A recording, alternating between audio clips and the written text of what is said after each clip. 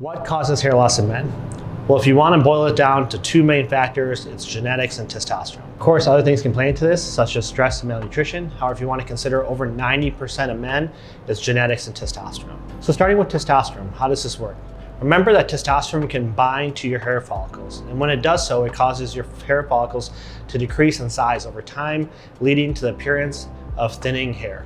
How does genetics play into this? Well, on your head, you have two different types of skin and hair that come from different parts of the embryo. The skin down the middle, from your forehead to your crown, comes from one part of the embryo, and the skin and back on your sides comes from different parts of the embryo. Now this is important because some of those hairs have testosterone receptors and some don't.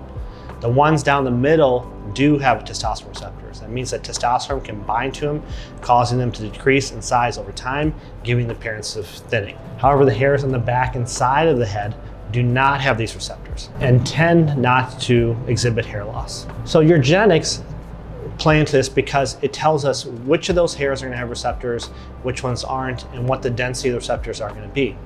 If you have receptors only in the temporal area, but they're high density, someone with temporal recession, that comes relatively early in life.